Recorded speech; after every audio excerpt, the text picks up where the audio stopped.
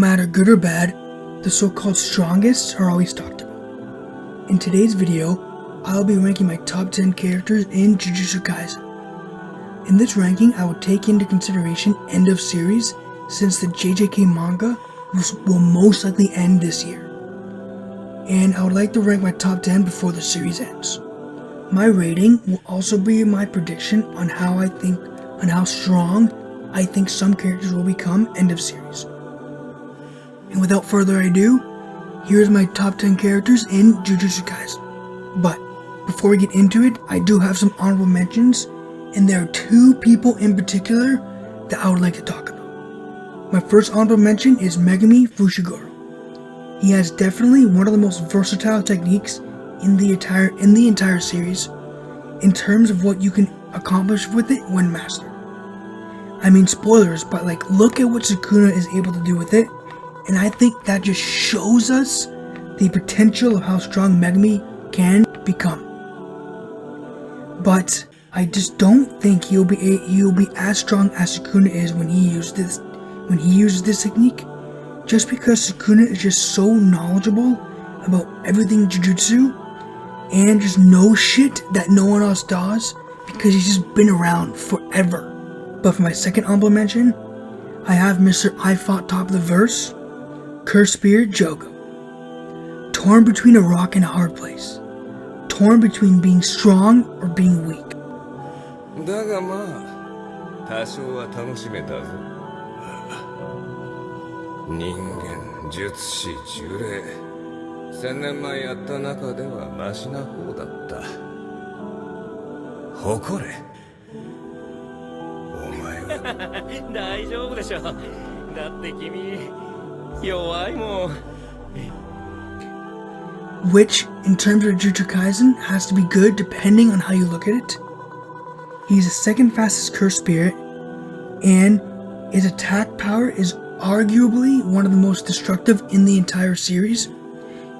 During Shibuya, he speed blitzed 5 sorcerers at once and was called strong by Sukuna.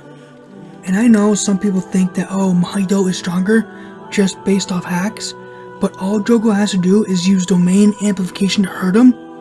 And I mean, calling Coffin of the Iron Mountain weak because it lost to the strongest domain in the series is wild. But that's why I think he's the brink of becoming top 10, but not quite there yet.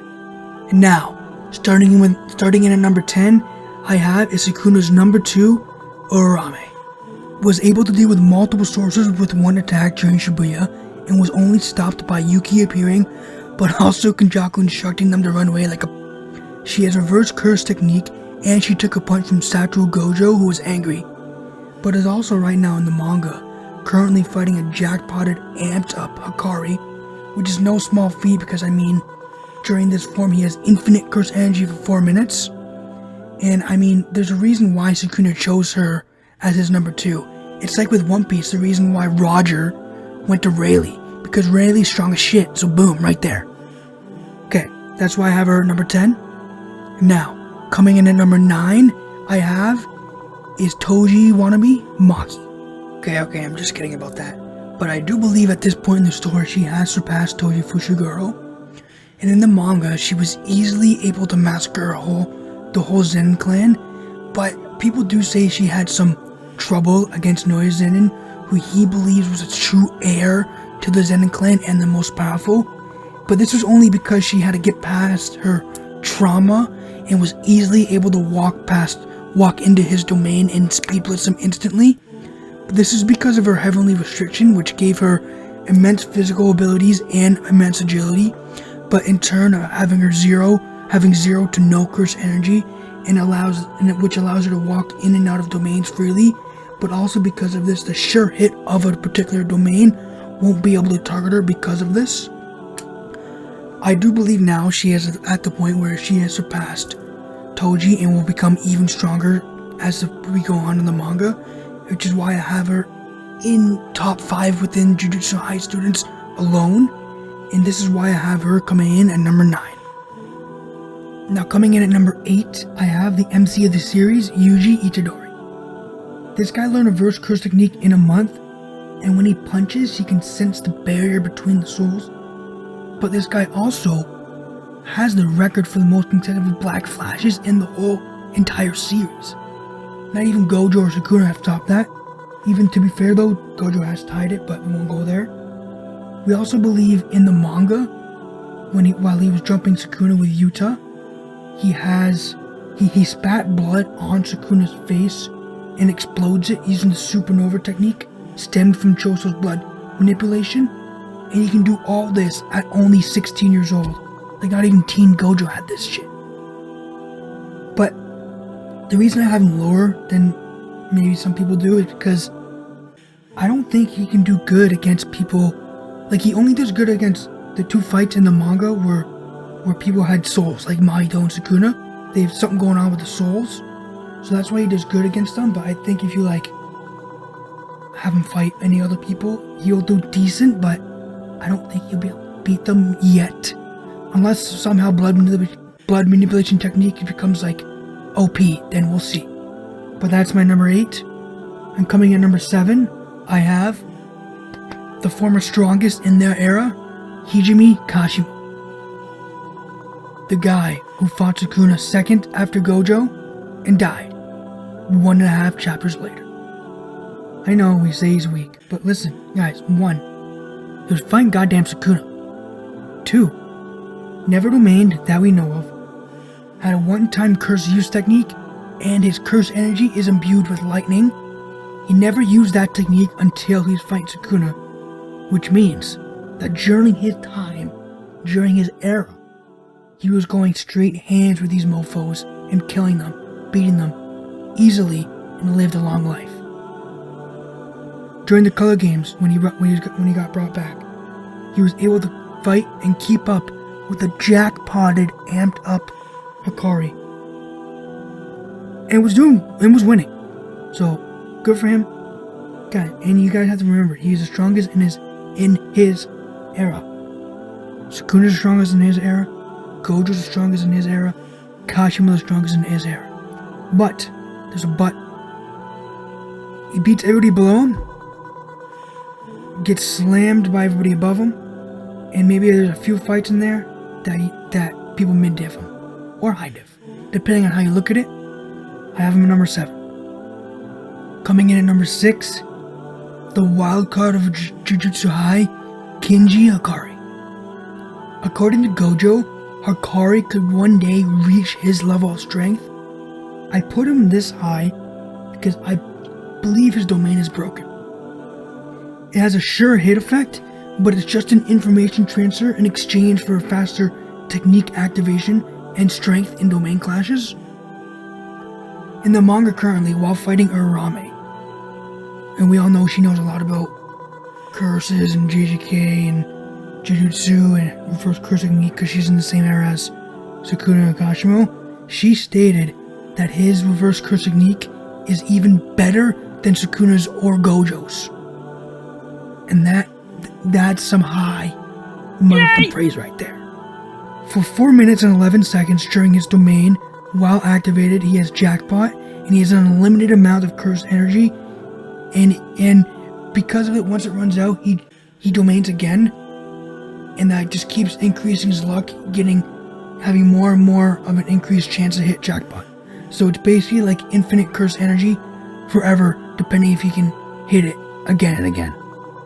But I have him at 5 because obviously we saw us fighting the manga with Kashimo. He was jackpotty, Kashimo was not. Kashimo held his own. Hikari was kind of startled and unsure of himself. But I think these two can go back and forth depending on how you look at it. But this is why I have him at number 6. Now coming in at number 5, which I believe in some cases it can be controversial, I have is Kenjaku. He is strong and very tactical, but definitely gets lucky sometimes, especially during his fight with Yuki. He has years of experiences in multiple curse techniques, and even back in the Heian era, he was able to figure out how to make sorcerers into cursed objects and bring them back in the present from the Heian era, like I said, which was from over 1,000 years ago. He has plans on top of plans on top of those plans. Figured out what to do with figure out how to deal with Gojo and get rid of him so that his plans can be set into motion with the merger and everything. But the reason I have him at 6 is for such a cunning and smart and tactical villain who knows everything. He even knew during the manga. He even knew what Sukuna did against Gojo, which was nearly impossible to say the least to do. But he knew what Sukuna did. But I just the death for this guy was so underwhelming and so mediocre, to say the least. And that's just because the death is why I rank him this I guess in the middle of the pack, to say the least. But he's strong as shit. Many different curse techniques. We don't even know what his curse technique is. Probably brain swapping, and somehow while brain swapping gets the techniques of the people he brain swapped with. If you understood that. But to say the least, he's at numero 5. Special grade comes in at number 4, and that is Yuki Tsukumo. She can add infinite mastery of punches, making them devastating, similar to how Gojo one-punched Harame, I think. Even Kanjaku in the manga before their fight was questioning whether he can deal with this wild beast, which is Yuki. And I think during that fight she only lost because Tengen stupidly convinced her to only use Symbol Domain against Kanjaku's domain, which was stupid to preserve, because Tengen wanted to preserve Yuki's curse energy. No. She domains, the fight's differently, she wins, Kanjaku dead. At least that's how I would see it. She's a very strong fighter and only lost to Kanjaku because, I'm gonna say it guys, Kanjaku had plot armor. And somehow pulled anti-gravity technique out of his bag of tricks and was able to fully counter Yuki's black hole, which literally destroyed everything. But still beats everybody below her. I have her and Kanjaku back and forth because people can argue in the comments Kanjaku won in the manga, but that's for you guys to decide. She's my number 4. At numero 3, I have the prodigy himself, Yuta Okkotsu. This guy has more curse energy reserves than Gojo himself, second in the entire series, only behind Sukuna. His curse technique is copy. He can copy 6 techniques at once, and can use RCT on other people just like Shoko. His domain, the sure hit effect of it, can be only one of the 6 he has copied, but the thing is he can choose which one he wants a sure hit effect to have, which is crazy. He's a distant relative to the Gojo clan. Yuta, while he was younger and didn't even know about cursed energy, created Rika, the queen of the curses, by putting the girl's soul who liked him into her, which gave Yuta the ability of better control and output over his cursed energy. During the Culling games, he 2v1'd the so-called sorcerer who had the eyes output during that time in Rio, and was fighting them in base and speed blitzing both of them at once. And then in base, when he finally manifested Rika, those two stated that this guy has a bottomless pit of cursed energy. He's strong, very strong. But, if I'm being honest, he don't compare to the next 2 I have, which we all know who these are. But, the prodigy is at 3, beats everybody below him. Yes. And now, coming in at number 2, I have the King of Curses himself, the fallen one, Ryomen Sukuna. Now I know this one's going to be controversial with the most recent chapters that have unfolded in the manga. The strongest sorcerer in history can only be rivaled by the strongest sorcerer of today. He has the most amount of cursed energy and is the most knowledgeable about Jujutsu in the entire verse, even topping that of Kajaku. This can be shown during his fight with Gojo, especially during the fight with Gojo, using domain amplification, domain expansion, using the 10 shadows to its utmost effect, probably to most people showing why the 10 shadows technique is top 2 when it comes to curse techniques in the entire verse. Using Maharaga with 100% usefulness, going in and out of shadows, combining different Shikigami together, and expanding his curse technique targeting, which we didn't even know was possible until he did it and showed us. He is so strong that nobody beneath him even touches him, except who we have at top of the verse. The Honored One, the strongest sorcerer in the modern era, and single-handedly tipped the scales of the Jujutsu world while he was born, making cursed spirits become way stronger just to adapt to the power shift that came to be. Satoru Gojo. Toji mentioned while tailing a very young, I'd say 8-year-old Gojo, that was the first and last time anyone has noticed Toji's presence while standing behind them. Toji possessed 0 cursed energy due to heavenly restriction, just like our number 9 in Maki.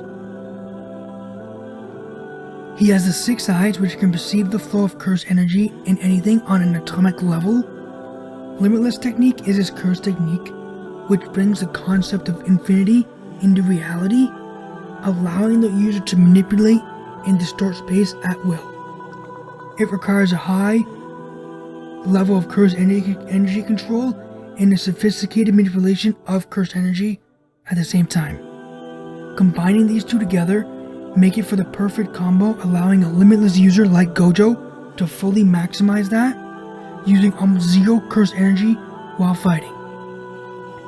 But even if he does get tired, due to the extreme stress and strain both the 6 eyes and Limitless have on the brain, he can reverse curse technique his brain and keep fighting at his best at all times. This was even stated in chapter 76 of the manga by Geto, that when Gojo figured this out, he had become the strongest and started frequently going on solo missions. His domain expansion is top 2 in the verse. During his fight with Sukuna, he instantly switched the properties of his domain not once, but 3 times to counter against Gojo's open barrier domain. This was stated to be impossible from everybody watching, even the likes of Yuta and Akari. Even during the battle, his hand-to-hand was way better than Sukuna's, almost always getting the best of him during the exchanges, and was dominating him the majority of fight, causing Sukuna, the King of Curses, to feel fear for the first time in 1,000 years. During the battle, again, also, it's always during the battle with Sukuna, Gojo himself stated that when it comes down to it, my Limitless is far better while getting slashed instantly by Malevolent Shrine. And doing the impossible again and reusing reverse curse technique to heal his burnt out cursed energy, which is just insane. Not even Sukuna knew you can do that, and that guy's been around. I believe that if Sukuna didn't have the 10 shadows to adapt to infinity and use Maharaga as a blueprint, as Sukuna himself stated, it was almost impossible to pull off without Maharaga's blueprint. Sukuna would have lost. You put all these factors together and many more, which I didn't go into full detail really, I guess, is why personally I have Gojo at top of the verse, number 1, over Sukuna. Thank you guys for listening. This is my top 10 characters in Jujutsu Kaisen. For the record, Gojo and Sukuna can go back and forth. It's so close, I can go either way on a given day. Thank you guys again for listening. Feel free to comment what you guys think if you made it this far. I appreciate you. The eyes of Horus are your witness. Peace.